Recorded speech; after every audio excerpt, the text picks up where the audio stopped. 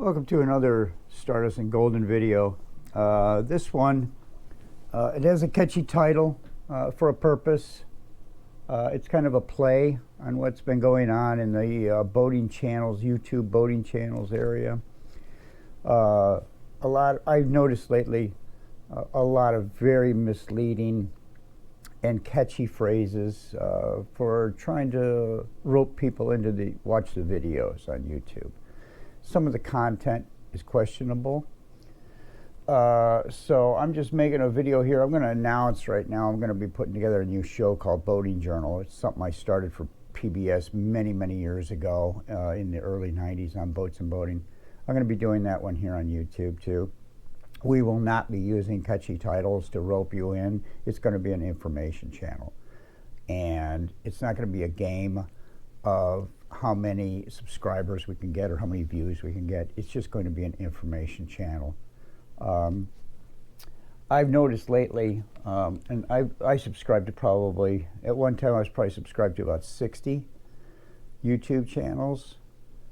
Since then I've had to unsubscribe to a lot of them, strictly because, you know, they were catchy titles. You know, they got me involved. You know, they were like, oh, we lost our boat.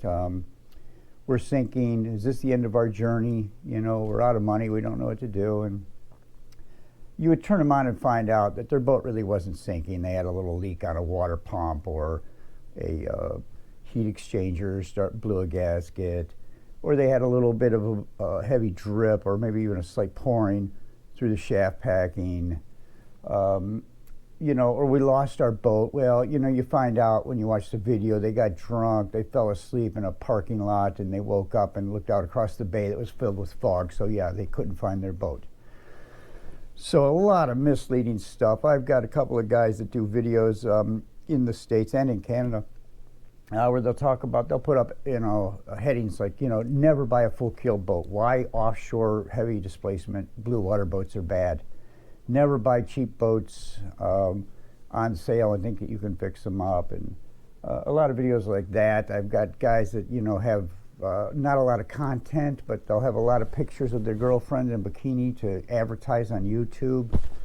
And when you watch the video, you see a lot of pictures of the wife in the bikini, but not a lot of real good content. And most of them have real horrible music put over them, you know. So if it's a sailing scene, I would rather not have the music. I just want to hear the natural sounds. You know, there's a lot of good videos out there, a lot of great videos, you know, where the videographer is just filming the boat going through the water and the waves and the wind and the storms or whatever. You know, there's not a lot of music just blowing through your mind, you know. So anyways, back to these titles. There's guys, you know, oh, you know, why you should never own a catamaran, and a lot of information, catchy titles, and a lot of information in the videos that just aren't really, I would say, a lot of guys aren't backing anything up with any empirical evidence, okay?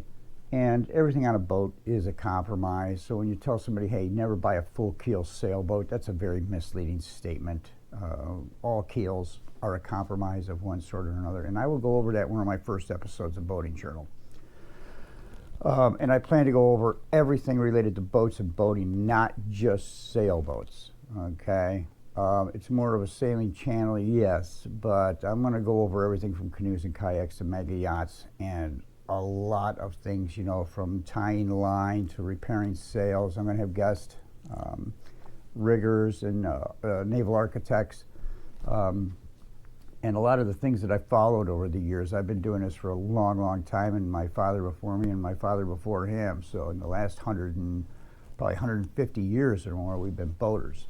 And I know a little bit about it, not a lot, certainly not more than anybody else. But I want to share what I do have, and that was the reason for the Stardust channel, was to help people not run across the same predicaments or dangers that I have had in the past.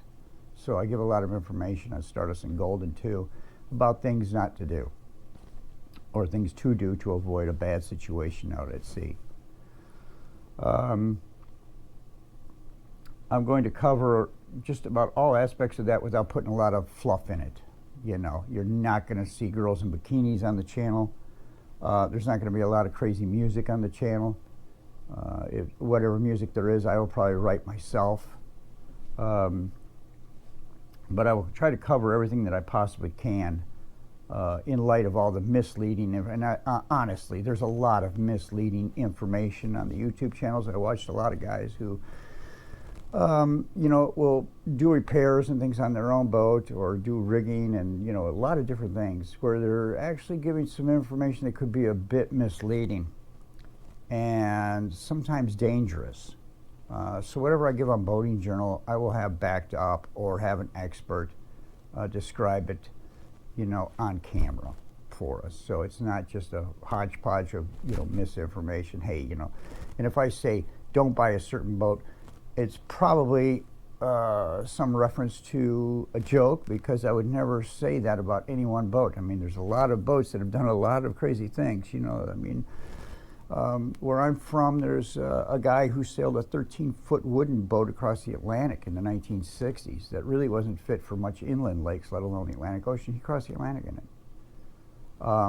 And most guys would tell you that boat really wasn't fit for any kind of crossing. And maybe it was, maybe it wasn't, but it did it.